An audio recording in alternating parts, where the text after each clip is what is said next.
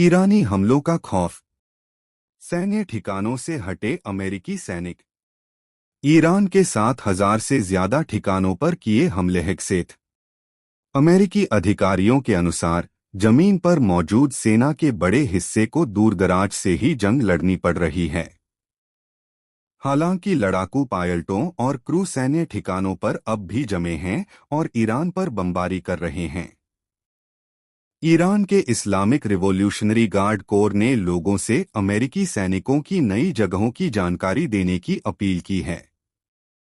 अमेरिकी सैन्य अधिकारियों का कहना है कि खतरे के बावजूद पेंटागन युद्ध जारी रखने से पीछे नहीं हटेगा।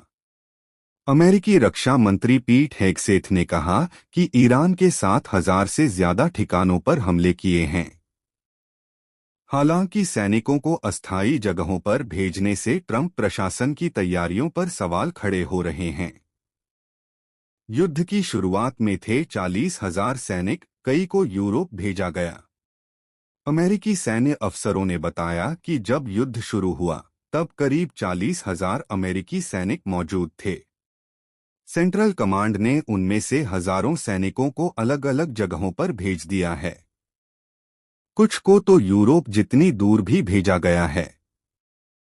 कई सैनिक पश्चिम एशिया में ही है, पर अपने मूल ठिकानों पर नहीं। सर्वोच्च नेताओं के मारे जाने के बाद भी ईरान ने दिया जबरदस्त जवाब।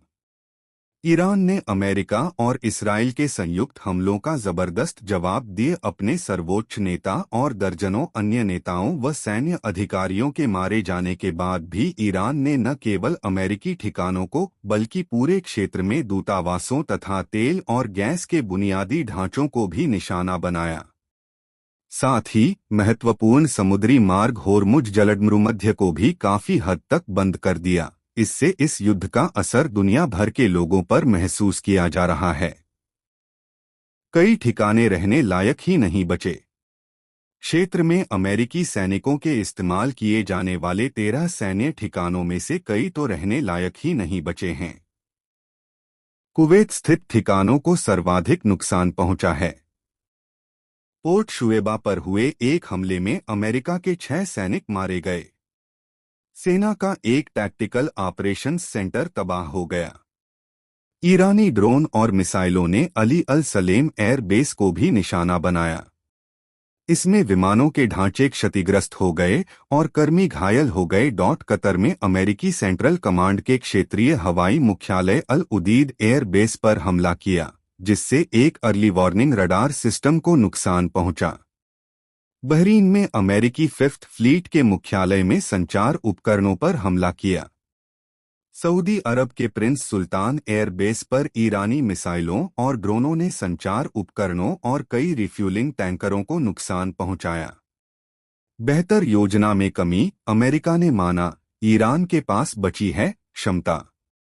पेंटागन में पिछले हफ्ते हुई प्रेस कॉन्फ्रेंस में ज्वाइंट चीफ ऑफ स्टाफ के चेयरमैन जनरल डैन केन ने स्वीकार किया कि जबरदस्त हवाई हमलों के बावजूद ईरानियों के पास अब भी कुछ क्षमता बची हुई है। उन्होंने कहा कि सुरक्षा की कई परतें अमेरिका को अपने सैनिकों और हितों की रक्षा करने में सक्षम बना रही हैं, लेकिन पेंटागन इसे और मजबूत करने का प्रयास कर रहा है। कुछ सैन्य अधिकारियों के अनुसार बेहतर योजना की कमी रही। ट्रंप प्रशासन ने ईरान की ताकत का गलत अंदाजा लगाया। प्रशासन ने युद्ध शुरू होने से पहले क्षेत्र में मौजूद अमेरिकी दूतावासों और अन्य ठिकानों पर कर्मचारियों की संख्या कम नहीं की और न ही गैरजरूरी सरकारी कर्मचारियों को निकलने का आदेश दिया। मौजूदा और पूर्व सैन्य अधिकारियों के अनुसार सैनिकों को अन्य जगह भेजने से युद्ध लड़ना अब अधिक मुश्किल हो गया है। अमेरिकी वायुसेना के सेवानिवृत्त विशेष ऑपरेशंस टारगेटिंग विशेषज्ञ जे ब्रायंट ने कहा, हमारे पास तेजी से ऑपरेशन सेंटर स्थापित करने की क्षमता है, लेकिन हम सारा साजो सामान किसी होटल की छत पर यूं ही नहीं रख सकते।